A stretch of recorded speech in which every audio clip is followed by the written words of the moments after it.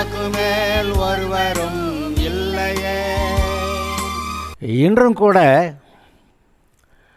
இந்த பூமிக்குரிய வாழ்க்கையிலே தேவன், கர்த்தராகிய இயேசு கிறிஸ்து, பரிசுத்த ஆவியானவர், இப்படி தேவன் ஒருவர் மட்டுமே நம்முடைய இருதயத்தை திருப்திப்படுத்த முடியுமே அல்லாமல் வேறு யாருமே இந்த பூமியில் நம்மை திருப்தி. இன்றும் கூட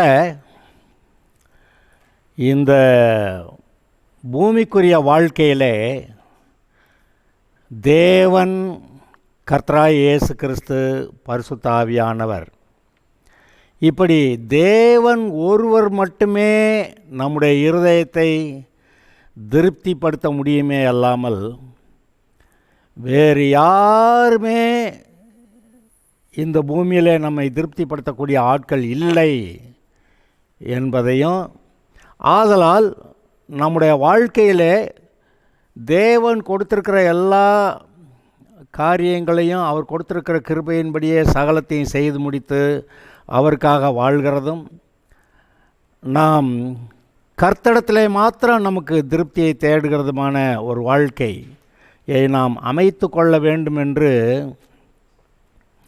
சொல்ல வருகிறேன்.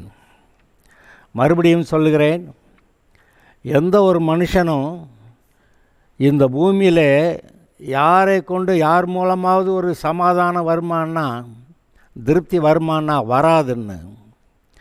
தேவன் ஒருவரே நம்மை சமாதானப்படுத்த திருப்திப்படுத்தக்கூடியவர் என்றும் இந்த செய்தியிலே பார்க்க போகிறோம். அதை நான் மேலோட்டமாக ஒரு சில வார்த்தைகளை சொல்லிவிட்டு அப்புறம் அதோடைய காரியங்களை பார்ப்போமாக. இருக்கிறதுலே ரொம்ப ஞானியாக இருந்த சாலமோன், வேறு என்ன உலகத்தில் இருக்குன்னு, கர்த்தர் கூட இருக்கிறாரு, அவன் கேட்ட ஜபத்துக்கு 2 மடங்காக ஆசீர்வாதத்தை சொன்னார், அவனுக்கு ஞானம் இருந்தது, எல்லா விதத்திலும் முன்னேறி இருந்தான். ஆனாலும் வேறு எங்கேயோ போய் சூரியனுக்கு கீழே என்ன நடக்கிறதுன்னு பார்க்க போனான்னா, கடைசிக்கு அவன் முடிவில், வாழ்க்கையின் முடிவில் அவன் சொல்கிறான், மாயை மாயை, எல்லாம் மாயை என்று சொல்லுகிறான். கடைசியில் அவன் என்ன சொல்லிட்டான், காரியத்தின் கடைத்தொகையை கேட்போமாகன்னு சொல்லிட்டு எல்லா காரியங்களையும் குறித்து வெளியரங்கமானாலும் அந்தரங்கமானாலும் சகலத்தையும் நியாயத்தீர்ப்பிலே கொண்டு வந்து நிறுத்துவார் என்று, எப்பா நியாயத்தீர்ப்பு வந்துரும்ப்பா அதனால் அடங்கிருன்னு சொல்கிறானே ஒழிய கர்த்தருக்குள்ளே திருப்தியை கண்டேன்னு அவன் சொல்லலை. ஆனால் கர்த்தருக்குள்ளே தான் அவன் திருப்தியை கண்டிருக்க முடியும். தாவீது ஒருத்தந்தான் உண்மையிலேயே தேவனாய கர்த்தருக்குள் கழிகூர்ந்து யாக்கோபின் தேவனால் அபிஷேகம் பண்ணப்பட்டு இஸ்ரவேலின் சங்கீதங்களை இன்பமாய் பாடின தாவீது என்று வருகிறதே, அவன் ஒருத்தந்தான் தேவனாய கர்த்தருக்குள் கழிகூர்ந்த ஆள்னு நம்ம சொல்லலாம். ஆனாலும் கூட அவனு எங்கேயோ இடத்துல கோட்டை விட்டு வேறு என்னமோ கிடைக்குதான்னு நினச்சி போய் அங்கே கோட்டை விட்டான்னு பார்க்குறோம்.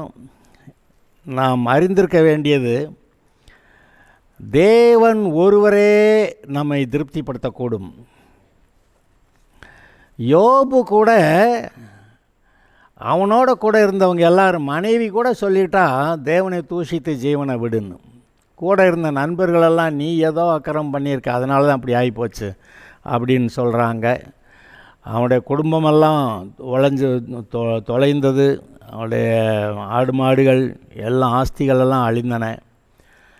ஆனால் கர்த்தர் எனக்கு போதும், என்ன ஆனாலும் சரி கொண்டு போட்டாலும் நான் கர்த்தர்கிட்ட நிற்கிறேன்னு சொல்லி கர்த்தரிடத்தில் சமாதானத்தை பெற்றான் என்று நீங்கள் பார்க்கிறீர்களே ஒழிய, அவன் வேறு எதுலேயும் சமாதானம் பெற்றான்னு. இப்போ அதுக்கு பிறகு கூட அவனுக்கு அந்த பிள்ளைகள்லாம் பிறந்தாங்க, அழகாக இருந்தாங்க, ரூபவதிகளாக இருந்தாங்க, அதெல்லாம் சொன்னாலும் கூட அவனுடைய இருதயம் கர்த்தரிடத்திலே மாத்திரம் நிலை நின்று திருப்தி அடைந்ததை நீங்கள் நினைத்து பார்க்க வேண்டும். அன்னாள் பிள்ளை இல்லைங்கிறதுனால சக்களத்தி அவளை எவ்வளவோ பேசி துக்கப்படுத்தி, அவள் எங்கே சமாதானத்தை திருப்தியை கண்டுபிடித்தாள்னா கர்த்தரிடத்தில் தான் பார்த்தையெல்லாம் கர்த்தர்கிட்ட இறக்கி வச்சு ஒரு ஜெபம் பண்ணான். அதுக்கப்புறம் அவன் துக்க முகமாக இருக்கவில்லை. பிறகு வந்துட்டு சாமுவேலை பெற்றெடுத்து கொண்டு வந்து ஆலயத்தில் விட்டுட்டு போகிறப்ப கர்த்தரை துதித்து ஒரு பாடல் பாடினாள். அன்னாளின் பாடல் அது கர்த்தருக்குள்ளே அவள் களி கூறுகிறதை குறித்து சொல்கிறதை இல்லாமல் வேறு பூமியில் அந்த இவளுடைய புருஷன் ரொம்ப பிரியமான மனுஷன், ஆனாலும் கூட பிரியமான மனுஷங்கிறதுனால அவளை திருப்திப்படுத்த முடிஞ்சான்னா முடியலை. சரி, லேயாள் யார்? லாபானின் மகள் ராகேல். ராகேல். இந்த ராகேல் அழகாக இருக்கான்னு சொல்லி யாக்கோபு இவளை தான் கல்யாணம் பண்ணணுங்கிறான். லேயாளுக்கு கூச்ச பார்வையாக இருந்துச்சான், அதனால் அவனுக்கு பிடிக்கலை. ஆனால் கதை எப்படி ஆகிப்போச்சுன்னா, லாபான் கல்யாணத்தன்னைக்கு லேயாளை கூட்டி கொண்டு வந்து கல்யாணம் பண்ணி வச்சுவிட்டான். ஆனாக்க யாக்கோபுக்கு அவளை பிடிச்சிருந்ததா? இல்லை. சரி, ராகேலுக்காக 7 வருஷம் வேலை செஞ்சேன். சரி, கொஞ்சம் நாள் ஆச்சு. அப்புறமேலாவது லேயாள்கிட்ட பிரியமாக இருந்தானா? லேயாள் தான் புருஷன்கிட்ட பிரியமாக திருப்தியாக இருக்க முடிஞ்சா? இல்லை. 1 2 3 4 குமாரர்களை பெற்றா. கடைசிக்கு 4வது அதை வாசிங்கன்னா முதல் குமாரனுக்கு 2வது குமாரனுக்கு 3வது குமாரனுக்கு பேர் வைக்கிறதெல்லாம் இப்போயாவது என் புருஷன் என் கூட திருப்தியாக இருக்க மாட்டாரா அப்படின்னு சொல்லி தான் அங்கே வருது. கடைசியில் கர்த்தரை துதிக்கிறேன், யூதா கர்த்தரை துதிக்கிறேன்னு சொல்லி தான் அவள் தேவனிடத்தில் ஒரு சமாதானத்தை பெற்றிருக்கிறாள். ஆனால் அதுக்கப்புறம் கூட அவளுடைய வாழ்க்கை கர்த்தரிடத்திலே தவிர வேறு எங்கேயும் அவளுக்கு சமாதானம் இல்லை என்று நீங்கள் பார்க்கிறீர்கள். அந்த வாழ்க்கையெல்லாம் அந்த ஒரு 2 அதிகாரம் நீங்கள் வாசிங்கன்னா தெரிஞ்சிடும். சரி, ஆபிரகாம் கர்த்தரை விசுவாசித்தான், அதை அவனுக்கு நீதியாக எண்ணினார். ஆனாலும் இந்த குமாரன் இன்னும் கிடைக்கல, திருப்தியே வரலை. என்ன ஆண்டவரே, நானும் விசுவாசி பார்க்குறேன், கடைசிக்கு விசுவாசமே இல்லாமல் போகிற அளவுக்கு ஆகிப்போச்சு அப்படின்னு சொன்னாலும் அங்கே அதாவது அந்த ஏக்கம் தீரவில்லை. அப்புறம் கடைசியில் என்ன ஆயிடுச்சு, இருக்கோ இல்லையோ பிள்ளை இருக்கோ இல்லையோ பிள்ளை இருக்கோ இல்லையோ நான் சொன்னதாக எழுதலை. என்னை ஆசீர்வதிக்க கர்த்தரால் கூடும்னு நல்லா வயதான காலத்தில் 2 பேரும் வயதான காலத்தில் பிள்ளை பெற்றுக்கூட முடியாது. அப்படிப்பட்ட சூழ்நிலையில் திடீர்னு விசுவாசித்து கர்த்தரிடத்திலே அன்பு கூர்ந்து ஆவியிலே களி கூர்ந்து கர்த்தரை மகிமைப்படுத்தினான்.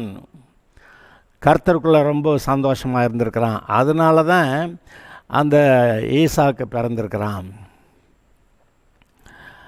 அதுக்கப்புறமும் அவனுக்கு ஒரு நல்ல வாழ்க்கை இருந்தது, இல்லாமல் இல்லை. ஆனால் சாராள் மரித்து போய்விட்டாள். எப்போ பார்த்தாலும் சண்டியாக இருக்கக்கூடிய அந்த சாராள் அப்புறம் ஒரு ஆபிரகாம் கர்த்தரை நன்றாக விசுவாசிக்க தொடங்கின பிறகு இந்த சாராளும் கூட ஆபிரகாமை என் ஆண்டவன் அப்படின்னு சொல்லி, எப்படி தேவன் மனுஷனை உண்டாக்கும்போது புருஷன் தலையாக இருக்கிறான், அவனுக்கு துணையாக மனைவி உண்டாக்கினார்னு இருக்கோ, அதுபோல் அப்படிப்பட்ட உண்மையான நிலைமைக்கு சாராளும் வந்ததுனால குடும்பம் நல்லா இருந்திருக்குது அப்படிங்கிறத நீங்கள் பார்க்கலாம். ஆக அங்கே என்ன நடக்கிறது, தேவன் எந்த மாதிரி இருக்கும்படி நம்மை உண்டாக்கினாரோ அந்த நிலைமையில் நம்ம இல்லைன்னா நமக்கு திருப்தியே கிடையாது. இப்பொழுதும் தேவன் தம்முடைய ஆவியில் ஒரு பகுதியை நமக்குள்ளே மனுஷனுக்குள்ளே வச்சிட்டதுனால அவருக்குள்ளே ஏதோ குறைவு. அப்போ மனுஷன் இருந்தால் தான் அவருக்கு திருப்தி, மனுஷன் இல்லைன்னா அவருக்குள்ளேயும் திருப்தி இல்லை. அது தேவனற்ற நிலைமையில் மனுஷனையும் மனுஷனற்ற நிலைமையில் தேவனையும் நினச்சி பாருங்கள். ஒரே பேரான குமாரனை கொடுத்து வச்சுட்டு ஒரு பையன் ரட்சிக்கப்பட மாட்டேன்னு எல்லாரும் நரகத்துக்கு போகிறாங்கன்னா தேவனுக்கே எங்கே திருப்தி இருக்காது. ஆனால் இயேசு வந்தார், தம்முடைய ஜீவனை கொடுத்தார், அது மூலமாக ஒரு கூட்டம் ரட்சிக்கப்பட்டு இன்றைக்கி நீங்களும் நானும் இருக்கிறோமே. நம்முடைய தேவனுடைய சம்பத்து நாமே என்பதை நம்ம சபை மக்கள் இது வரைக்கும் புரியலைன்னு தான் நான் நம்புகிறேன். தேவனுடைய சம்பத்து, தேவனுடைய ஆஸ்தி நாம தான் அப்படிங்கிறத நம்ம சபையும் புரிஞ்சுக்கிறல. அதனால் இன்னமும் நமக்கு திருப்தியை தேடி கர்த்தருடைய சமூகத்தில் பரிசுத்த ஆவியில் நிறைஞ்சு ஜெபிக்கிற அந்த இடத்த விட்டுட்டு இங்கேயும் அங்கேயும் ஓடி ஏதாவது கிடைக்காதா அப்படின்னு பார்க்கறதுனால தான் அது அந்த திருப்தி இல்லாமல் போயிடுது. இன்றைக்கும் நல்ல பரிசுத்த ஆவியில் நிறைந்திருக்கிறவர்கள் ஒரு காலகட்டத்தில் பரிசுத்த ஆவியில் நிறைஞ்சிருப்பாங்க, இன்னொரு காலகட்டத்தில் ஒரு சாதாரணமாக ஒரு நிலைமையில் இருப்பாங்க. இப்படி மாறி மாறி இருக்கலாம். அப்படி தான் இருக்குதுன்னு நான் நம்புகிறேன். எந்த ஒரு விசுவாசியும் நான் ரட்சிக்கப்பட்டதுலேருந்து பரிசுத்த ஆவியில் நிரம்பியே இருக்கிறேங்க அப்படின்னு யாராவது சொன்னாங்களான்னா யாரும் இல்லைன்னு நான் நினைக்கிறேன். அப்படி யாராவது இருந்தால் தயவு செஞ்சு சொல்லுங்கள், எனக்கும் நான் கேட்டு பார்த்துக்கிறேன். அந்த பரிசுத்த ஆவியிலே நிறைந்திருக்கிறது மட்டும்தான் நமக்கு திருப்தியை கொடுக்கறது. பரிசுத்த ஆவியிலே நிரம்பி ஜெபிக்கும்போது ஜெபத்தை விட்டு எழுந்திருக்கவே மனசு இல்லை. நீங்கள் பரிசுத்த ஆவியில் நிறைஞ்சிருக்கிற போது பைபிள் வாசித்தா பைபிளை கீழே வைக்க மனசு இல்லை. அப்புறம் ஆண்டவரேன்னு சொல்லி வசனங்களை தியானித்தா அவருடைய பிரசன்னமும் அவருடைய ஆலோசனைகளும் அதெல்லாம் அந்த வழிநடத்தல் வர பார்த்தா அடையப்பா அந்த பிரசன்னத்திலே இருக்கலாம் போலேயே இருக்குது. அவ்வளவு வாஞ்சை, தேவ பிரசன்னம் நம்மை கழிவுற பண்ணுகிறது. பரிசுத்த ஆவியினால் உண்டாகிற சந்தோஷம்னு ஒரு வார்த்தை, ஆவியிலே கழிகூறுகிறதுன்னு ஒரு வார்த்தை, 2 வார்த்தை இருக்குது. எல்லாம் பைபிள் வாசித்தவங்களுக்கு தெரியும். இந்த ஆவியிலே கழிகூறுகிறது மட்டுமே ஒரு திருப்தியை தருகிறது.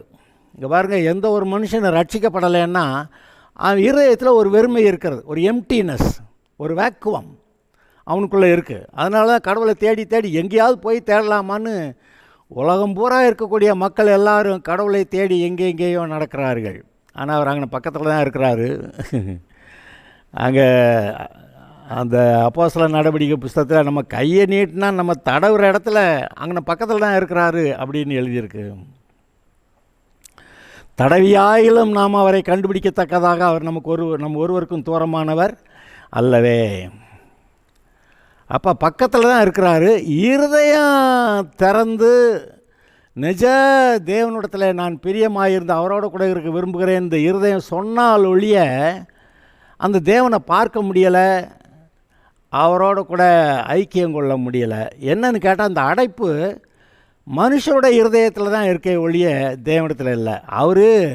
தேவன் தன்னுடைய இருதயத்தை திறந்து தன் சொந்த குமாரனாகிய ஒரே பேரான குமாரனே சிலுவையில் கொடுத்து நம்ம இது அன்பு கூர்ந்து மகனே மகளே வா வா வா வான்னு சொல்லி அவர் அலையின்னு அலைகிறார். உலகெங்கும் அவர் அங்கே அலைந்து திரிகிறார். அப்படி தான் நான் சொல்லலான்னு நினைக்கிறேன். இப்போ ஏன்னா தமிழத்தில் உத்தம இருதயம் உள்ளவர்களுக்கு தம்முடைய வல்லமையை விளங்க பண்ணும்படி அவர் பூமியெங்கும் அவருடைய கண்கள் சுற்றி உலாவி சுற்றி திரிகிற வருது அப்படின்னா அப்போ என்ன நடக்குதுங்க? அவர் தம்மிடத்தில் உத்தமமாக இருக்கிறவர்களை தேடி அவருடைய கண்கள் பூமி எங்கும் சுற்றி உலாவி வருகிறதான். பிசாசை கேட்டால் பூமி எங்கு நான் சுற்றி உலாவி சுற்றி தெரிந்து வருகிறேன் அப்படிங்கிற அவன் கொல்றதுக்கு, ஜனங்களை கொல்றதுக்கு. ஆனால் கர்த்தருடைய கண்கள் தம்மிடத்தில் உத்தமமாக இருக்கிறவர்களை தேடி தம்முடைய வல்லமையை விளங்க பண்ணுவதற்காக யாராவது இருக்காங்களா? பூமி எங்கும் அப்படி தேடிட்டு இருக்கிறாராம். அவரும் தேடிக்கிட்டு தாங்க இருக்கிறாரு. இன்றைக்கி ரட்சிக்கப்பட்டவர்கள் நம்மளை தேடி கண்டுபிடிச்சி வந்துட்டோம். அவர் நமக்கு தன்னை வெளிப்படுத்தினார், கண்டுபிடிச்சி வந்துட்டோம். இப்போ கண்டுபிடிச்சி வந்த ஒரு பாடு இந்த விசுவாசிகளாக இருக்கக்கூடிய இந்த வாழ்க்கையிலேயே கர்த்தர் ஒரு பக்கம் இழுக்கிறாரு, பிசாசு ஒரு பக்கம் இழுக்கிறான். கர்த்தர் ஒரு பக்கம் இழுக்கிறாரு, இந்த உலகம் ஒரு பக்கம் இழுக்குது. கர்த்தர் ஒரு பக்கம் இழுக்கிறாரு, சொந்த பந்தங்கள் அதில் ஒரு பக்கம் இழுக்குது.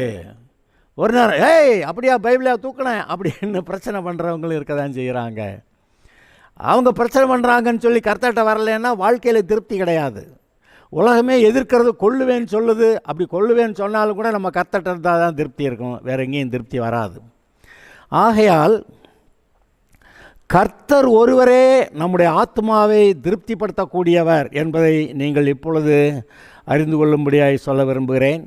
அதாவது சூழ்நிலை நல்லா இருந்தால் கர்த்தரை ஸ்தோத்தரிப்பேன், பாடுவேன், பைபிள் வாசிப்பேன், ஆலயத்துக்கு போவேன். கர்த்தரோட எனக்கு சூழ்நிலை நல்லா இல்லைன்னா எனக்கு எங்கெங்கே போகிறது, ஒன்றும் நல்லா இல்லை, சர்ச்சுக்கு போய் என்ன பண்ணுறது அப்படியெல்லாம் சொல்லி சர்ச்சுக்கும் போகாமல், பைபிள் வாசிக்காமல், ஜெபம் பண்ணாமல், பாட்டும் பாடாமல் அப்படி இருந்தால் அது உருப்படுறதுக்கான வழி கிடையாது.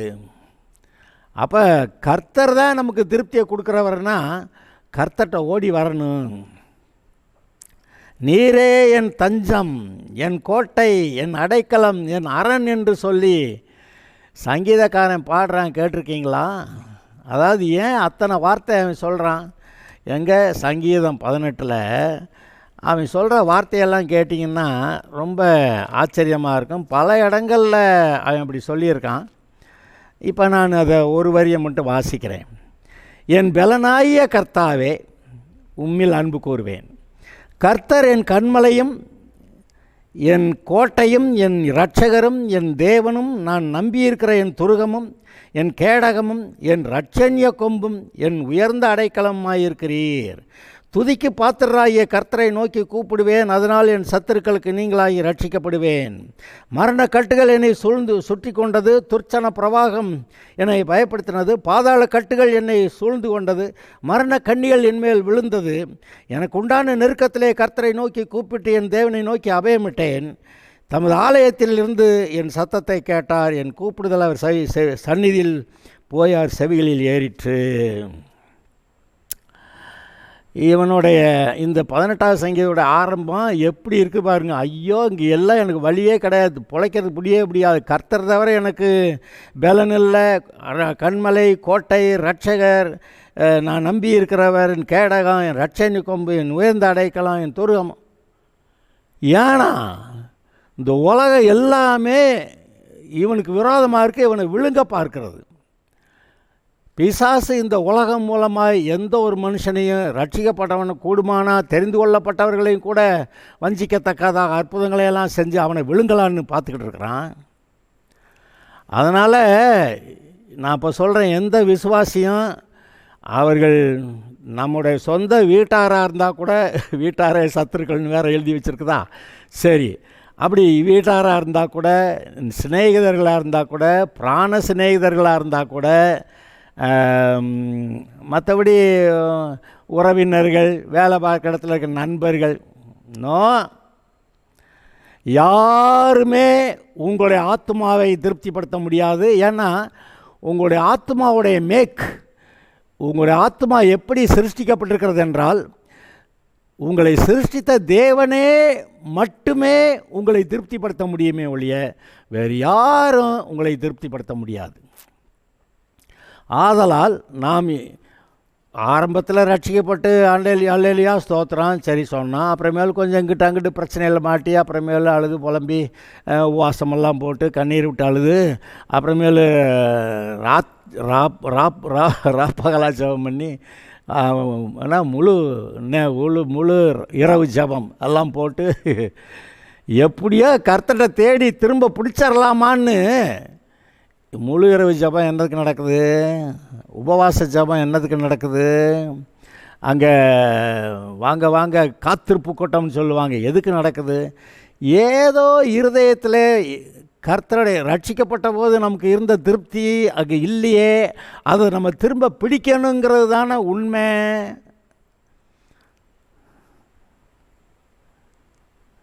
பவுல் கேட்குறான், கலாத்தியா நாட்டு சபை மக்கள்கிட்ட கேட்குறான், நீங்கள் ரட்சிக்கப்பட்டிருந்த போது, பரிசுத்த ஆவியில் நிரம்பிய போது உங்களுக்கு இருந்த அந்த திருப்தி எங்கே அப்படின்னு கேட்குறான். அந்த ஆனந்த பாக்கியம் எங்கேன்னு கேட்குறான். அந்த வரியை நான் உங்களுக்கு வாசித்து காட்டுறவா? கலாத்தியர் 3வது அதிகாரத்தில்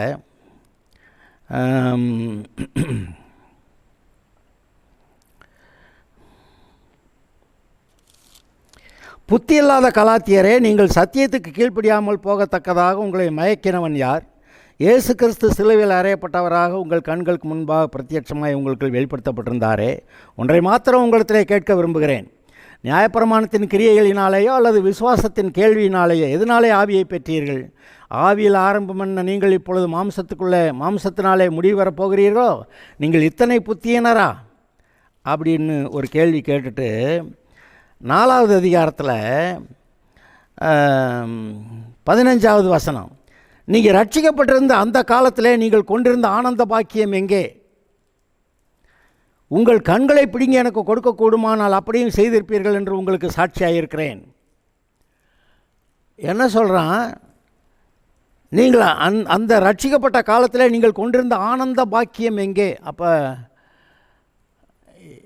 இந்த கலாத்தியா நாட்டு சபைகளுக்கு பவுல் எழுதுறது கரெக்டு தான். ஆனால் கலாத்தியா நாட்டு சபைகள் மறுபடியும் யூத மார்க்கத்துக்கு போகிறதாக நினச்சி போயிட்டாங்க. அது பிரச்சனை ஆயிடுச்சு. இங்கே இப்போ சபையில் இங்கே இருக்கிறவங்க இதுக்கு முன்னாடி எந்த மார்க்கத்தில் எந்த வேறு கிறிஸ்தவ பின்னணியில் இருந்தாங்களோ அது திரும்ப நம்மளை இழுக்குது பார்த்தீங்களா? அப்புறம் அங்கே கொஞ்சம் போய் எட்டி பார்த்து அவங்களுக்காக போனேன் இவங்களுக்காக போனேன்னு கடைசிக்கு இருக்கிற சமாதானமெல்லாம் போயிடுச்சு. நிறைய விசுவாசிகள் இன்னும் அந்த ஏக்கத்திலேயே வாழ்க்கையை ஓட்டிக்கிட்டு இருக்கிறாங்க. அப்புறம் ஒரு நேரம் உபவாசம் பண்ணி ஜெபம் பண்ணி ஏதாவது செஞ்சு கண்ணீர் விட்டு அழுது எப்படியாவது அந்த ரட்சணியத்தின் சந்தோஷத்தை திரும்ப பெற வேண்டும் என்று போராடி மனதிலே போராடுகிறதை எனக்கு பார்க்க முடிகிறது. தாவீது கூட அந்த பாவத்தை செஞ்சுட்டு, கர்த்தாவே உம்முடைய பரிசுத்த ஆவியை என்னை எடுத்துக்கொள்ளாதிரும், என்னை உங்கள் கண்ணை மறைச்சிக்கிட்டு ஈசோப்பினால் என்னை சுத்திகரிக்கணும் அப்படிங்கிறான். அப்போ மனம் திரும்பி கர்த்தரிடத்தில் ஐக்கியமாவதற்காக சங்கீதம் 51 பாடி வச்சான்னு பார்க்குறீங்க. இந்த சங்கீதம் 51 அனுபவம் ஏறக்குறைய எல்லா விசுவாசிகளுக்கும் இருக்குதுன்னு நான் நம்புகிறேன். நான் போய் ஒவ்வொருத்தரை விசாரித்தேன். நான் கேட்டேன், நான் போய் விசாரிக்கல. அப்படியோ ஒருத்தர்கிட்ட பேசும்போது அங்கே அவர்களுடைய மனநிலை என்ன என்று நாம் பார்க்க முடிகிறது. என்ன செய்கிறீங்க? சும்மா இந்த வரைக்கும் போயிட்டு வர்றேன் சும்மா. அதாவது திருப்தியாக இருந்தால் கர்த்தருக்குள்ள சந்தோஷம், அல்லேலூயா நான் கர்த்தருக்குள்ளே திருப்தியாக இருக்கேன், கர்த்தருக்கு ஸ்தோத்திரம்னு சொல்லுவாங்க. அப்படி சொல்கிறவங்க எங்கேயோ கொஞ்சம் பேர். அது எல்லா காலங்கள்லையும் அப்படி இருக்காங்களான்னா ஒரு சில காலங்கள் அப்படி இருக்காங்க. அப்புறம் கொஞ்ச நாளில் சோர்ந்து போயிருக்கிறாங்க. அப்புறம் கொஞ்ச நாள் நல்லா ஜெபம் பண்ணி நல்லா சந்தோஷமாக இருக்கிறாங்க. அப்புறம் ஏதோ இப்படி தான் நம்ம வாழ்க்கை போகிறது. சபை மட்டும் இல்லைன்னு வச்சுக்கோங்க. ஒவ்வொரு வாரமும் ஞாயிற்றுக்கிழமை சபை ஆராதனை இல்லைன்னா அங்கே தொய்ந்து போனவர்களை தூக்கி எடுத்து நிறுத்துவதற்கு வேறு ஒன்றுமே கிடையாது. கர்த்தர் இல்லாமல் இருக்கிறாரு. கர்த்தர் பேசாமல் இருக்கிறாரா? பேசுகிறாரு. தனியாக வீட்டில் இருக்கும்போது எல்லாம் பேசத்தான் செய்கிறாரு. ஆனாலும் அங்கே தனியாக இருக்கும்போது அந்த சபை ஆராதனையில் எல்லோரும் சேர்ந்து கர்த்தரை துதித்து பாடுற மாதிரி அங்கே பாடுறதுக்கு அப்படி விடுதலை இல்லை. யாரும் அங்கே நிறைய பேர் ஒன்றும் பாடுறதில்லை. ஆனால் அப்படி கர்த்தரை துதித்து பாடுகிறவர்கள் அப்பொழுது தங்களுடைய இருதயத்தை ஆவிக்குள்ளே நன்றாய் வைத்திருக்கிறார்கள், களி கூறுகிறார்கள், சந்தோஷமாக இருக்கிறார்கள். அப்படியே கடைசி வரைக்கும் இருந்துடணும். அன்று கொண்டிருந்த ஆனந்த பாக்கியம் அது எப்பயுமே அங்கே இருக்கணும். அதை விட்டால் திரும்ப அதை பிடிக்கிறது ரொம்ப கஷ்டம். அப்புறம் கண்ணீர் விடணும், உபவாசம் போடணும், ராத்திரி பகலாக போய் ஜெபம் பண்ணணும், காத்திருப்பு கூட்டம், காத்திருக்கிறது, அவர்கிட்ட போய் காத்திருக்கிறது. அவர் ஏற்கனவே வந்தவரை அனுப்பிச்சி விட்டுட்டு இப்போ போய் காத்திருக்கிறது. மீட்கப்படும் நாளுக்கென்று முத்திரையாக பெற்ற பரிசுத்த ஆவியை துக்கப்படுத்தாதிருங்கள்னா ஏதோ ஒரு விஷயத்தில் அதை அசட்டை பண்ணி சரி அதுப்பா இது பரவாயில்ல, இதெல்லாம் தப்பு இல்லை, இதெல்லாம் கர்த்தர் கண்டுக்கிற மாட்டாரா? ஏன் அந்த கண்டுக்கிற மாட்டார்? இதெல்லாம் பெரிய இஷ்யூ, பிரச்சனை, கர்த்தருக்கு இது பிரச்சனை இல்லைன்னு ஏன் சொல்கிறீங்க? அது பிரச்சனை. அதனால தான் சின்ன பிரச்சனைன்னு சொல்லி அது இல்லைன்னு நினைக்கிறீங்க. அப்போ ஏதோ ஒரு சின்ன விஷயத்தில் நம்ம இருதயம் மாறுபடுகிறது. அதனால தான் நீதிமொழிகள் புஸ்தகத்தில் மாறுபாடு உள்ள ஜனமே அப்படின்னு வைவார். எனிவே இந்த இந்த ஒரு இன்ட்ரொடக்ஷனை மட்டும்தான் இப்போ நான் உங்களுக்கு கொடுக்க முடியுது.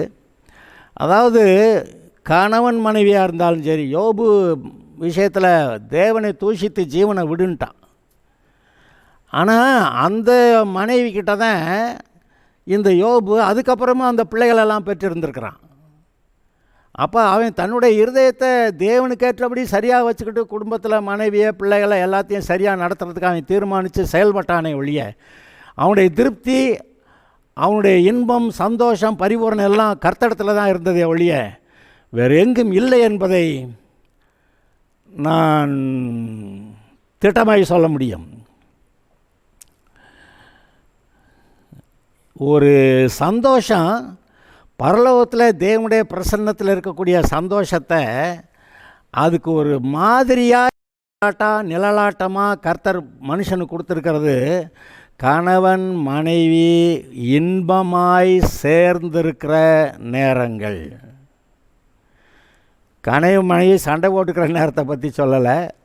ஏன் இதை வாங்கிட்டு வரல, ஏன் இதை செய்யலை அப்படின்னு சொல்லிக்கிட்டு அப்படி சொல்லிக்கிட்டு இருக்கிற நேரத்தை சொல்லலை. கணவன் மனைவி ரெண்டு பேரும் மனம் ஒருமித்தவர்களாய் கர்த்தரோடு கூட இசைந்து இன்பமாய் ஒன்றாய் சேர்ந்திருக்கிற அந்த நேரம்தான் மணவாளனாகிய இயேசு மணவாட்டியாகிய சபையோடு கூட எவ்வளவு இன்பமாக இருக்கிறாரோ அதுபோல் கணவன் மனைவியானவர் இவர்கள் இந்த தேவனுடைய இன்பத்தை பெற்று அது மாதிரியான இன்பம் பெற்றுக்கொள்வதற்கு தேவன் கொடுத்திருக்கிறார்.